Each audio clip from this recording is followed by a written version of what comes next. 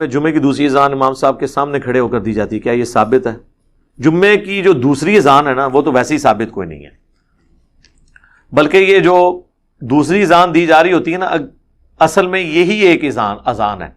جو پہلی اذان ہو رہی ہوتی ہے وہ فالتو ہے۔ صحیح بخاری میں موجود ہے، حضرت عثمان غنی کے دور میں جمعے کی دوسری اذان شروع ہوئی تھی، اس میں لفظ تیسری کے، وہ تیسری سے مراد اقامت کو بھی بیچ میں جمع کرتے ہیں۔ پہلے ایک ہی اذان ہوتی تھی اور اس میں الفاظ ہیں کہ مدینے کے بازار میں جب آبادی بڑھ گئی تو بازار میں پیرلل میں حضرت عثمان نے دوسری اذان شروع کروائی تاکہ بازار والوں کو پتہ چل جائے کہ جمعے کا ٹائم ہو چکا ہے۔ گھڑیاں تو نہیں ہوتی تھی، اذان کی آواز ہی ہوتی تھی۔ تو جمعے کی دو اذانیں مسجد کے اندر دینا یہ بدعت ہے، حضرت عثمان نے نہیں دی ہیں، یہ جھوٹ بولتے ہیں۔ حضرت عثمان نے ایک ہی اذان کو پیرلل میں دو جگہ کیا ہے، جس کا ایکویلنٹ آج کل سپیکر ہے۔ اب یہ جو حنفی دے رہے ہیں بریلوی دیوبندی اور اہل حدیث کو کہتے ہیں جی اہل حدیث تو حضرت عثمان کی سنت پہ عمل نہیں کرتے، یہ تو صحابہ کو نہیں مانتے۔ وہ صحابہ نے شروع کروائی ہو تو مانتے ہیں نا، حضرت عثمان نے تو جمعے کی دوسری اذان شروع نہیں کروائی، وہ تو پیرلل میں بازار میں شروع کروائی تھی، مسجد میں ایک ہی اذان ہوتی تھی۔ اور وہ اذان یہاں پہ وہ ہے جو خطیب کے سامنے وہ دیتے ہیں نا، وہ والی اذان، وہ اذان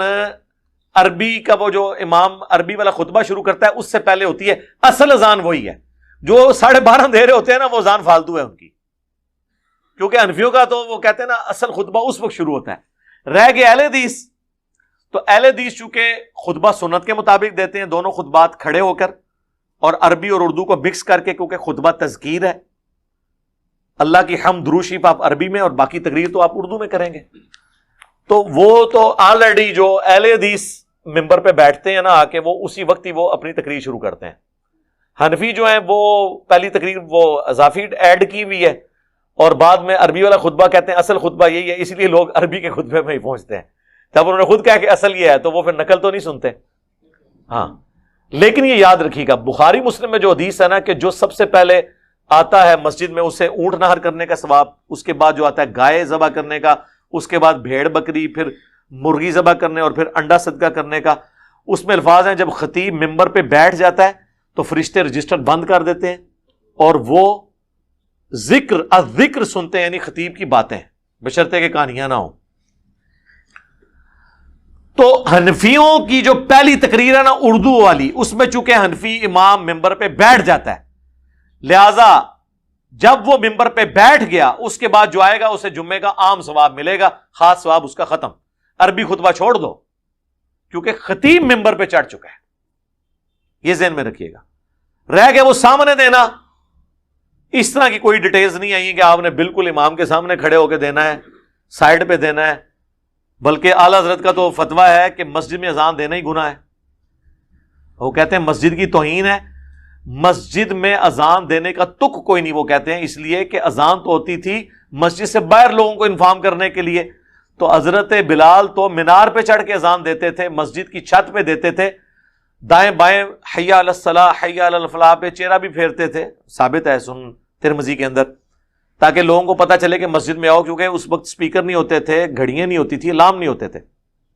یہ لاجیکلی ان کی بات درست ہے، مسجد کے اندر تو اذان دینے کی کوئی ضرورت نہیں ہے نا، اذان تو باہر کے لوگوں کو بتانے کے لیے، لیکن وہ کہتے ہیں مسجد کے اندر اذان دینا توہین ہے۔ یہ غلو ہے، توہین کہاں سے ہو گیا؟ اگر وہی کام سپیکر سے پورا ہو رہا ہے اور آپ نارمل آواز میں اذان دے رہے ہیں، اچھا ان کو اذان میں توہین نظر آتی ہے جو اللہ ہو کی ضربیں مسجد میں لگواتے ہیں اونچی آواز میں، اور جو آنے پہ نعرے لگواتے ہیں میلاد کے جلسوں میں اور مولویوں کے آنے پہ، وہ کوئی توہین نہیں ہے۔ اس لیے آپ دیکھیں جو پکے رضوی ہیں نا اعلیٰ حضرت کے ماننے والے، انہوں نے باقاعدہ طور پر مسجد کے اندر ایسی جگہ ڈکلیئر کی ہوئی ہیں جو مسجد سے باہر ہیں۔ جی، فیضان مدینہ کراچی میں آپ چلے جائیں، جو مرکز ہے دعوت اسلامی کا، الیاس قادری صاحب مدنی چینل والوں کا، اتنی بڑی مسجد ہے، آپ کو مسجد کے سینٹر میں ایک چبوترا نظر آئے گا، آلموسٹ اتنا، جس کے چاروں طرف وہ گرل بھی لگی ہوئی ہے لکڑی کی، ریلنگ جسے آپ کہتے ہیں، بڑا خوبصورت۔ آپ پہلے پریشان ہو جائیں گے کہ کوئی مقبرہ کسی کا بنا ہوا ہے، کوئی قبر بنی ہوئی ہے، یہ کوئی خاص جگہ ہے، ادھر کوئی پانی نکلا ہے سی، کہتے ہیں نا بزرگ اے خوہ پہلے دودھ سی، بزرگاں نے دعا کر کے دوبارہ پانی مڑایا ہے،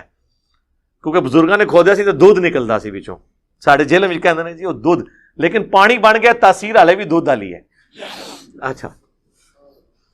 ان کو پتہ نہیں دودھ میں ویسے ہی 90% پانی ہوتا ہے. تو وہ آپ ان سے پوچھیں گے نا یہ آپ نے بیچ میں چبوترا کیوں بنایا ہوا ہے سینٹر میں, اس کے آگے بھی صفحے ہیں پیچھے بھی صفحے ہیں دائیں بائیں بھی جگہ ہے اور امام کی سیدھ میں بالکل چبوترا ایک اونچا. وہ کہتے ہیں یہ ہم نے مسجد بناتے وقت شروع میں اسے مسجد سے باہر ڈکلیئر کر دیا تھا کیونکہ مسجد کے اندر اذان دینا منع ہے, لہٰذا اس چبوترے پہ کھڑے ہو کے جب اذان دیتے ہیں گویا کہ باہر ہے. تو اینڈ رزلٹ کیا نکلا؟ اعلیٰ حضرت کا مقصد یہ تھا کہ اذان ہوتی ہے باہر کے لوگوں کے لیے, مسجد کے اندر اونچی آواز کرنا اذان کے لیے مسجد کی توہین ہے. تو توہین تو کر رہے ہو ابھی بھی تم, کیونکہ مسجد کے اندر آواز تو آ رہی ہے. یا تو مسجد کے ساتھ ایک کمرہ بناؤ, اس کمرے میں جا کے اذان دو, جتنا شور ڈالنا ہے وہاں ڈالو, جس طرح کئی مساجد کے اندر ہوتا ہے. تو لہٰذا یہ چبوترا ہٹائیں جی, اس سے کوئی فائدہ نہیں ہوا چبوترے سے.